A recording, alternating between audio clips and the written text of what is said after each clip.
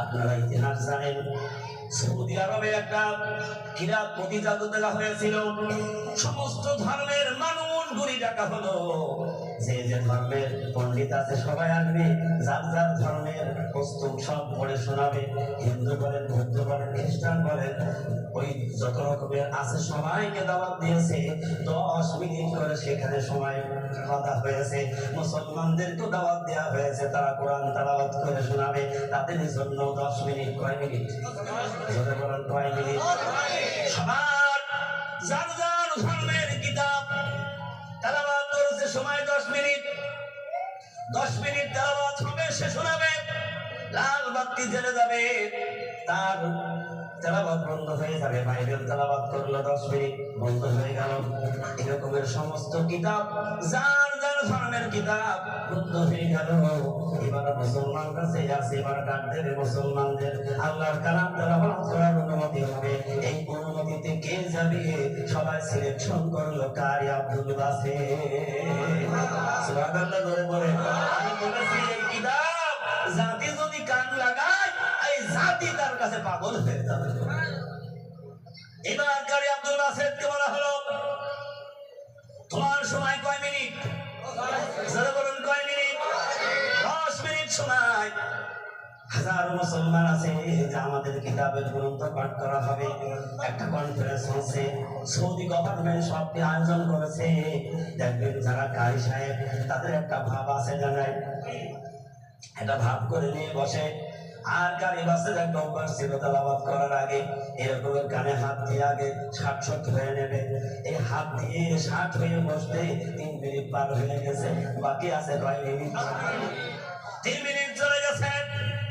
এবার তিনি এইভাবে তাকিয়ে হা করে পেট্রোল নিচ্ছে। পেট্রোল বোঝেন? ইঞ্জিন চালাইতে হলে পেট্রোল লাগে। কারি আব্দুল বাসেত না করে শ্বাস নিচ্ছে। এবার শ্বাস করে নিয়ে আউযু বিল্লাহ তেলাওয়াত আর বিসমিল্লাহ তেলাওয়াত করতে 8 মিনিট শেষ হয়ে গেছে, বাকি আছে 2 মিনিট। সবাই তাকিয়ে আছে। যিনি পরিদর্শক, যার হাতে লাল বাতি জ্বলবে, তার দিকে তাকিয়ে আছে। এবার থেকে শুরু করে দিয়েছেন, ওয়াল্লাইলি ইযা সাজা। তেলাওয়াত যখন শুরু হয়ে গেছে, সমস্ত উপস্থিত হা করে কারি বাসেতের দিকে তাকিয়ে আছে। কিন্তু যার হাতে লাল বাতি 10 মিনিট, 15 মিনিট, 20 মিনিট, আধা ঘন্টা পার হয়ে গেছে। সুবহানাল্লাহ। আধা ঘন্টা কোরআনের তেলাওয়াত চলে গেছে, লাল বাতি জ্বলে না। সমস্ত ধর্মের পণ্ডিতরা সব রেখে গেছে। সবার সময় দেওয়া হলো 10 মিনিট। আর কারি আব্দুল বাসেতের সময় কেন কোনো নির্ধারণ নেই। তেলাওয়াত যাচ্ছে তো যাচ্ছে। সুবহানাল্লাহ বলবেন। এই তেলাওয়াত দেখেই দেয়া সাক্ষী দেয়, হাজার হাজার অবিশ্বাসীরা বইতে কালেমা ধরে তারা ইসলাম কবুল করেছে। সুবহানাল্লাহ ধরে বলে। এবার বিশ্বের আদালতে যিনি প্রচারক, যিনি ওইটাকে কন্ট্রোল করছে, সংসদের নেতা যিনি, তার বিরুদ্ধে মামলা হলো, কেস হয়ে গেল। কেসের আদালতে তিনি গেলেন, কারণ তুমি একটা সময় নির্ধারণ ছিল, তুমি এটা অবমাননা করেছো, কারণ সারা বিশ্বের একটা মঞ্চ, কেন এটা ভেঙে দিলে? তিনি কোর্টে হাজির হয়ে উকিলের সামনে দাঁড়ালেন। এবার জজ প্রশ্ন করলেন, তুমি এটা করলে কেন? তখন বললেন, একটা পরিদর্শক যদি তার মাথা মস্তিষ্ক ভালো থাকে, সে যদি সুস্থ থাকে, তার কাজটা সুন্দরভাবে অর্জন হয়। আর যদি ওই মানুষটা পাগল হয়ে যায়, তখন তার কাজ বাকি কোনটা তার মনে থাকে না।